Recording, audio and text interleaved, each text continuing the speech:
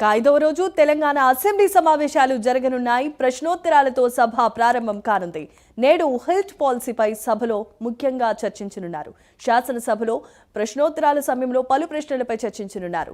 సింగరేణి ఉద్యోగులకు వైద్య సదుపాయాలు, తెలంగాణలో ఎలక్ట్రిక్ వెహికల్ పాలసీ, రాష్ట్రంలో సన్న బియ్య సేకరణ పంపిణీ, కొత్త ఫైర్ స్టేషన్ల ఏర్పాటు, హైదరాబాద్ నగరంలో వాహనాల పొల్యూషన్ నియంత్రణ ఇలాంటి వివిధ అంశాలపై ప్రశ్నలపై సభలో చర్చించనున్నారు.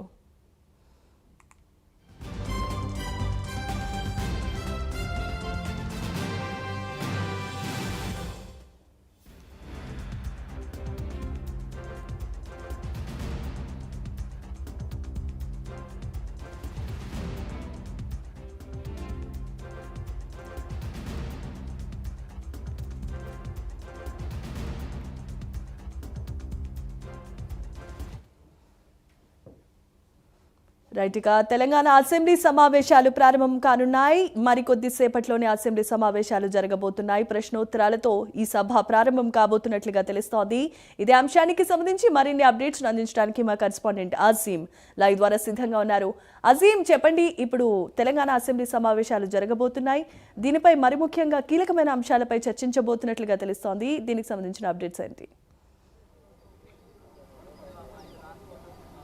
5వ రోజు తెలంగాణ శాసనసభ శాసన మండలి సమావేశాలు మరికొద్ది సేపట్లో ప్రారంభమవుతాయి. అయితే మొదట శాసనసభ శాసన మండలిలో ఏదైతే క్వశ్చన్ అవర్ ఉంటుంది, క్వశ్చన్ అవర్లో కూడా మనం చూసుకుంటే శాసనసభలో పలు కీలకమైనటువంటి ప్రశ్నలు కూడా ఉన్నాయి. ఇందులో మనం ముఖ్యంగా చూసుకుంటే సింగరేణి ఉద్యోగులకు సంబంధించినటువంటి వైద్య సేవలు, అలాగే సన్నబియ్య పంపిణీకి సంబంధించినటువంటి క్వశ్చన్, అలాగే ఇందిరమ్మ ఇండ్లకు సంబంధించినటువంటి పెండింగ్ బిల్లులకు సంబంధించిన అంశము, అలాగే ఎలక్ట్రిక్ వెహికల్కి సంబంధించినటువంటి పాలసీకి సంబంధించిన అంశం, ఇలాంటి అనేక ప్రశ్నలు కూడా ఏదైతే శాసనసభలో ఉన్నాయి, అలాగే శాసన మండలిలో కూడా పలు కీలకమైనటువంటి ప్రశ్నలు ఉన్నాయి. సో మొదటి 1 అవర్ 1.5 అవర్ ఏదైతే క్వశ్చన్ అవర్కి వెళ్ళిపోతుంది. దాని తర్వాత రెండు కీలకమైనటువంటి షార్ట్ డిస్కషన్స్ ఈరోజు శాసనసభలో జరగనుంది. ఒకటి ఏదైతే 2047 రైజింగ్ సంబంధించిన అంశం, అలాగే హిల్ టు పాలసీకి సంబంధించినటువంటి షార్ట్ డిస్కషన్స్ రెండు కూడా ఈరోజు శాసనసభలో చర్చ జరగనున్నాయి. సో మొదట నిన్ననే జరగాల్సినటువంటి హిల్ టు పాలసీపై ఏదైతే నిన్న కొన్ని అనివార్య కారణాల వల్ల అటు పూలే సినిమాకి సంబంధించినటువంటి అంశంపై సభ్యులందరూ కూడా సాయంత్రం పూలే సినిమాకు వెళ్ళడం, అలాగే క్వశ్చన్ అవర్స్ కూడా చాలా ఎక్స్టెండెడ్గా సాగడం వల్ల ఏదైతే నిన్న హిల్ టు పాలసీకి సంబంధించినటువంటి చర్చ జరగలేదు. సో ఈ రోజు క్వశ్చన్ అవర్ తర్వాత మొదటగా ఏదైతే హిల్ టు పాలసీకి సంబంధించినటువంటి షార్ట్ డిస్కషన్ ప్రారంభమవుతుంది. హిల్ టు పాలసీకి సంబంధించి ఇప్పటికే ప్రతిపక్షాలు తీవ్ర ఎత్తున ఆరోపణలు చేస్తున్నాయి. 5 లక్షల కోట్లకు సంబంధించినటువంటి స్కామ్ జరగబోతుందని చెప్పి అటువైపు ప్రతిపక్షాలు ఆరోపణలు చేస్తున్నాయి. అయితే గత ప్రభుత్వం తీసుకొచ్చినటువంటి పాలసీనే ఇప్పుడు మేము కంటిన్యూ చేస్తున్నాము, వారు చేస్తే పాలన, మేము చేస్తే స్కామా అంటూ కూడా కాంగ్రెస్ పార్టీ కూడా ధీటుగా సమాధానం ఇస్తుంది. దీనికి సంబంధించి హైదరాబాద్ ఒక పొల్యూషన్ నగరంగా మారకుండా చూసుకోవాలి, ఢిల్లీ తరహా మారకుండా చూసుకోవాలి. ఈ నేపథ్యంలోనే ఔటర్ రింగ్ రోడ్ అవతల ఏదైతే ఇండస్ట్రీస్ని పెట్టాలని చెప్పి ఒక భావనతోని ఏదైతే ఈ రాష్ట్ర ప్రభుత్వం ఈ పాలసీని తీసుకొచ్చింది అని చెప్పి కూడా ఏదైతే రాష్ట్ర ప్రభుత్వం పదే క్లారిటీస్ ఉంది. ఇట్లా 5 లక్షల కోట్లకు సంబంధించిన స్కామ్ ఎక్కడ ఉందనేది ఇప్పుడుగా ఆల్రెడీ ఏదైతే ప్రతిపక్షాలకు ఆల్రెడీ అధికార పార్టీ కౌంటర్స్ ఇస్తూనే వస్తుంది. సో ఈ నేపథ్యంలో సభా వేదికగా దీనికి సంబంధించిన హిల్ టు పాలసీ అసలు ఎందుకు తీసుకొచ్చాము, దీనివల్ల జరిగే ప్రయోజనాలు ఏంటి, దీనివల్ల పొల్యూషన్ ఎంత మేరకు తగ్గుతుంది, ఇలాంటి అనేక అంశాలు, పారిశ్రామికవేత్తలకు ఏ రకంగా లాభంగా ఉంటుంది, ఇలాంటి అనేక అంశాలను కూడా సభ ద్వారా ఈరోజు ప్రభుత్వం చెప్పదలుచుకుంది. సో ఏదైతే వ్యాపారవేత్తలకు కూడా దీనికి సంబంధించినటువంటి, పారిశ్రామికవేత్తలకు కూడా దీనికి సంబంధించినటువంటి కొన్ని అనుమానాలు ఉన్నాయి. సో ఇప్పటికి కూడా సెప్టెంబర్లో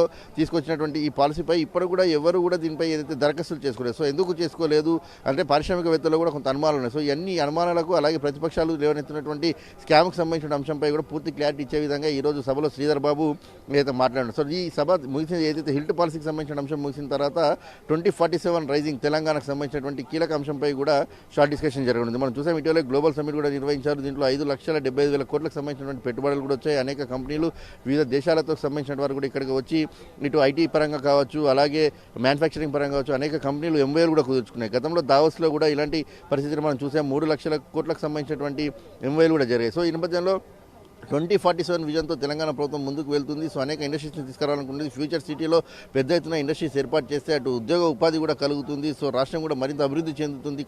రాష్ట్ర ప్రభుత్వానికి ఉన్నటువంటి పాలసీలు ఏ రకంగా ఉన్నాయి, అన్ని విషయాలను కూడా ప్రభుత్వం ఏదైతే చాలా స్పష్టంగా కూడా 2047 రైజింగ్ ద్వారా కూడా ప్రభుత్వం చెప్పదలుచుకుంది. సో ఈ నేపథ్యంలో ఈ రెండు షార్ట్ డిస్కషన్స్ కూడా ఈ రోజు శాసనసభలో జరుగుతున్నాయి. అలాగే శాసన మండలి చూసినట్టయితే క్వశ్చన్ అవర్ ఉంటుంది. క్వశ్చన్ అవర్ తర్వాత కూడా పలు కీలకమైన బిల్లులు ప్రవేశపెడతారు. ఇక సీఎం రేవంత్ రెడ్డి యూనివర్సిటీ సవరణకు సంబంధించినటువంటి 2026 బిల్లును ప్రవేశపెడతారు. దానిపై చర్చ జరుగుతుంది. అలాగే జీఎస్టీకి సంబంధించినటువంటి సవరణ బిల్లు కూడా పెడతారు.